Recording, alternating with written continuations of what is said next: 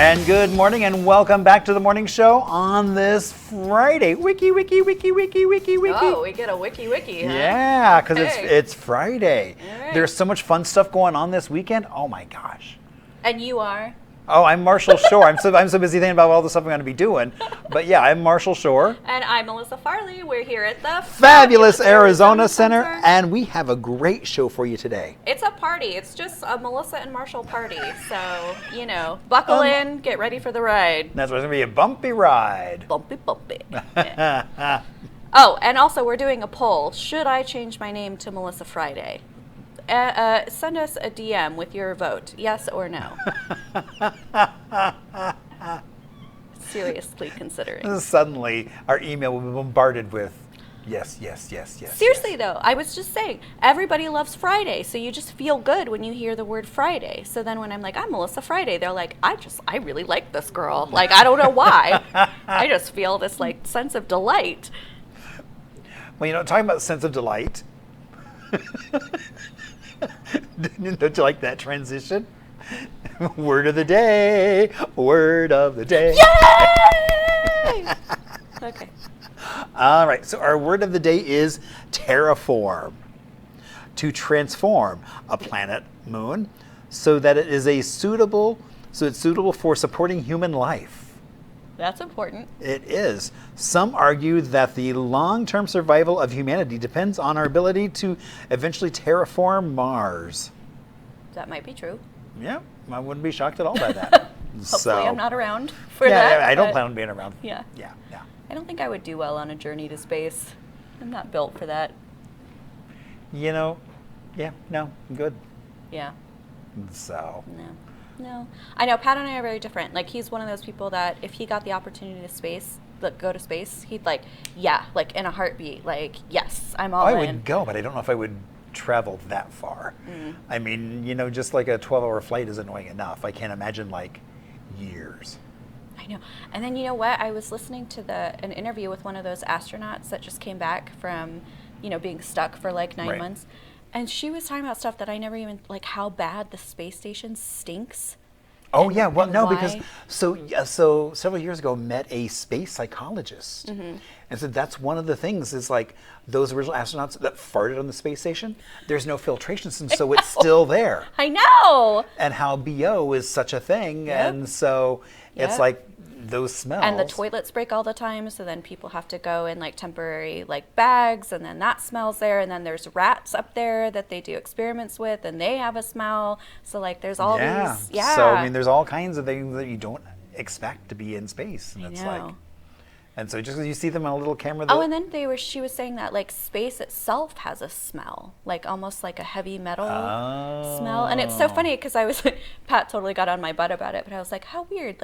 When I think of space, I just think of when you're out in the forest and it's that fresh air smell. And he's like, there's no oxygen in space. I was like, I know, but I'm just saying that's what I. Right. Just a crisp. I don't know. One, I thought also interesting. It's a lot of the folks that were commenting on the space station. They were almost saying it's wow, being stuck there for an extra 4 months would be a good thing because you do all these other things. Well, and yeah, I mean, they talked about how for an astronaut, that's their life's dream and goal is to go to space. So the fact that they get more time up there, it's not how we would respond. Right. To it's suddenly you're not at the airport and it's my flight's delayed again. Yeah. Again. Yeah. So, anyway, we went on a tangent, but that's so unlike us to go on a tangent. Really? Let's go on another tangent, a history tangent. Indeed.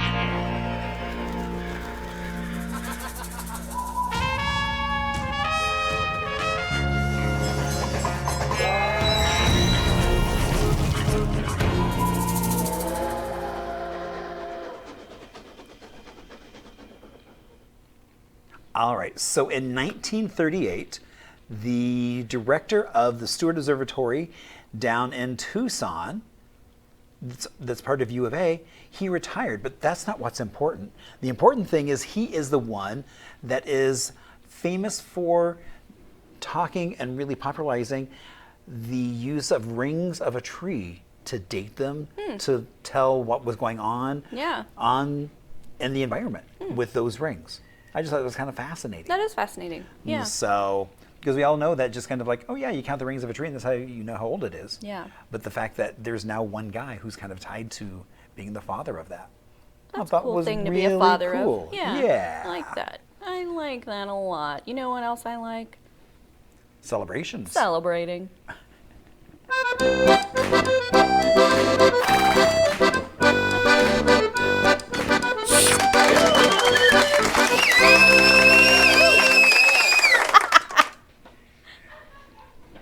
All right, so, I know you like cheese. I love cheese.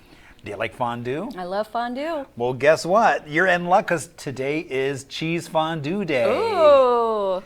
Indeed. It's been around since the mid-'60s when there was a cookbook in Switzerland that said, make some cheese sauce and add some wine into it and dip some bread into it. And pretty much, the 70s were all about the cheese fondue. That is our Christmas Eve tradition, is a cheese fondue dinner. Yeah. Oh, fun. Yeah. We look forward to it every single year. We do pears, apples, and bread with our cheese fondue. And one year did a housewarming party at the house, and I think we had like 6 different fondues. Oh, wow. Yeah. I don't know if I've had a different kind of fondue, honestly. Because I was told it's like either I use them or I have to get rid of them. And so I did decrease the size of after that, but I was like, yeah, that's too many. But, too many fondues. Yeah, no, because you've got cheese and there's variations on the cheese. That's true. What you put into it, then there's chocolate fondue. I've had a chocolate fondue. So yes, there's all kinds of different. But I haven't remember when the melting pot was really popular? I haven't done that kind of fondue. Yeah. Okay. Yeah. They're still around. You still could. I know there's one in Awatuki, right? There's one in Awatuki, and I think somewhere up north, off the 101. Oh, okay. And so I should do that. I should try that. Oh my gosh! And then you might not know what this is. An 8-track? Yeah. I know what that is. Oh. Only because my dad. So today is basically 8-track day. That. The first way that you could really travel with your music other than having a record player in your car. Yeah. And I didn't realize it came about in the mid-'60s because of the Learjet company and Ford basically created this way you could travel with your music. And so the first player was released in the mid-'60s in 1965. And the thing I loved about 8-tracks was you put it in, you didn't have to flip it over or anything. It just ka-chunk and went right on to the next track. That's fun. And so, indeed. And then I remember it's like they did have a resurgence in the 90s. There were bands that were recording only on 8-tracks because it meant it was more exclusive, where you had to make an effort to listen to the music. You couldn't just throw it in your cassette player. And speaking of music, it is Barbershop Quartet Day. Oh, I love a good barbershop quartet. Is that at Disneyland? So yeah. Yay! So I was like, oh my gosh, it's an a cappella style. Yep. There is no music being played other than those voices, and it was really popular in the early 1900s. And in the 20s, it started to fade away and became popular again with the Society for the Preservation and Encouragement of Barbershop Quartet Singing in America. Oh my God, that is such a long name. I know. I'm like, I don't even know what the acronym for that is. But yeah, but it's like, and so, I've got high school friends that are still in barbershop quartets all over the country, so.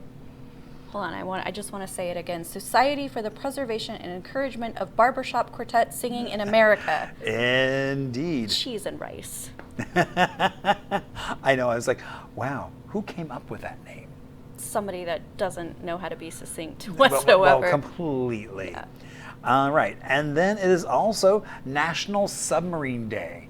Now, not the sandwich, but indeed the submarine. Because on this date, back in 1900, the U.S. Navy acquired its first modern submarine, the Holland 6. I bet it also stinks on a submarine. I'm sure it does. But at least, at least you bag of poop you could just shoot out. Thanks for that. All right. So besides being on a stinky space station or in a stinky submarine, what are some things we could do that aren't stinky?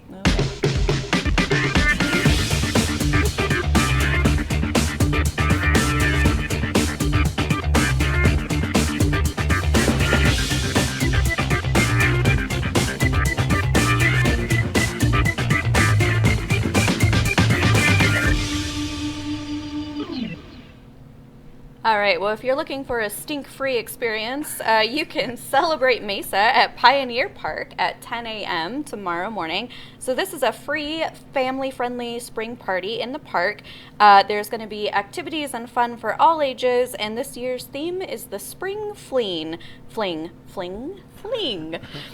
They'll be celebrating Earth Day with a living green village featuring a variety of ways to be green and sustainable and help Mother Earth. You can also learn about tree planting, composting, and recycling. There's going to be food vendors, live music, a petting zoo, archery, carnival rides, all sorts of good stuff. Nice. Yeah, the city departments will be out there, and there's going to be info and displays. This is from 10 a.m. to 2 p.m. and it is totally free, so you can come on out and enjoy to your heart's content. Nice. We've also got the Champions of Magic, Chasing the Unbelievable at Mesa Arts Center at 8 p.m. today, and tomorrow there's a 2 p.m. and an 8 p.m. show. So this is basically following a decade touring the world as one of the most successful magic shows in history. The Champions of Magic team are back with an all-new show featuring thrilling, mind-bending illusions. They fuse their skills of grand-scale magic, a flair for spectacle, and undeniable showmanship. So this is, there's an illusionist, there's close-up magic, there's all sorts of different ways to be mystified. So tickets range from $41 to about $92, and again, shows are today and tomorrow, so you've got 2 chances to check that out. Fun. We've also got Goodies 2000s Hip Hop Night at the Marquee Theater in Tempe. This is happening at 9 p.m. tomorrow. So you can basically relive the 2000s hip-hop era with a night of throwback jams featuring iconic artists like 50 Cent, Outkast, Nelly, and more. You can dance and sing along to your favorite tracks. Tickets are around $15 to $30, and it is an 18-plus event. We've also got the Legends in Concert at Talking Stick Resort in Scottsdale, so you can experience the ultimate celebration of music icons with Legends in Concert. This is direct from London to you. It's a show featuring world-class tributes of artists such as Freddie Mercury, Rod Stewart, Annie Lennox, Elton John, and more. So basically, you can have one stage, 5 legends right at your fingertips, believe it or not. Very cool. This is a 21-plus event. Tickets are $25 to $95. Doors open at 7:30 p.m., and the show is at 8.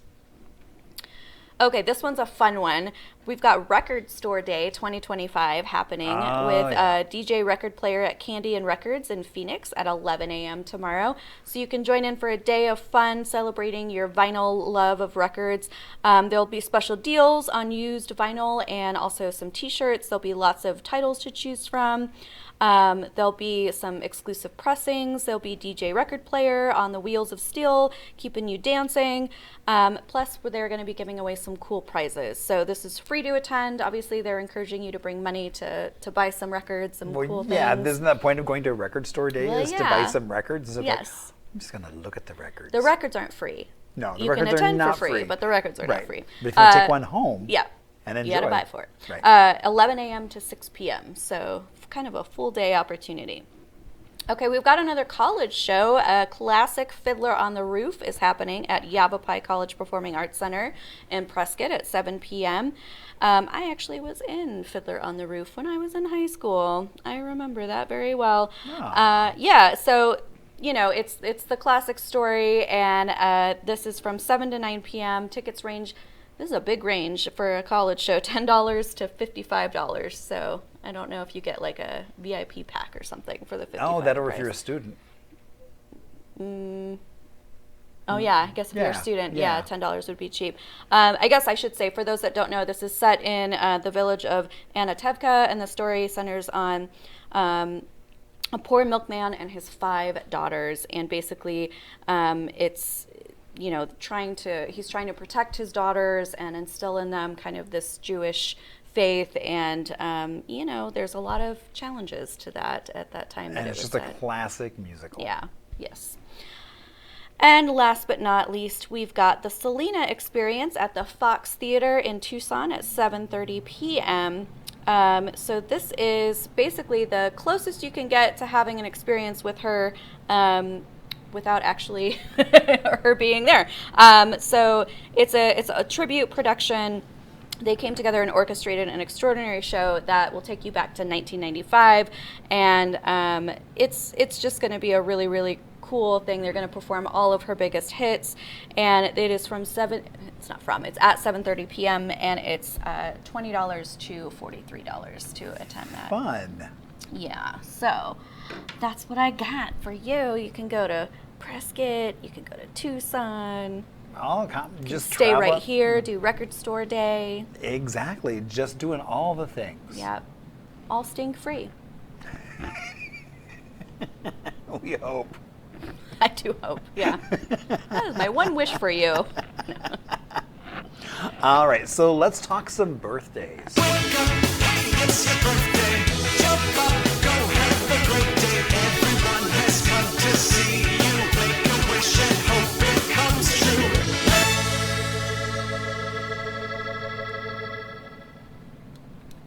All right, so turning 92 today.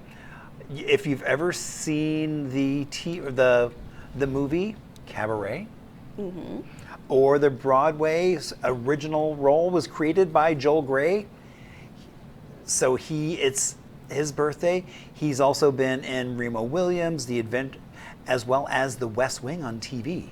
And so Joel Grey is turning 92 today. Well, happy birthday. Indeed. And then kind of sticking with those stage performers, Bill Irwin.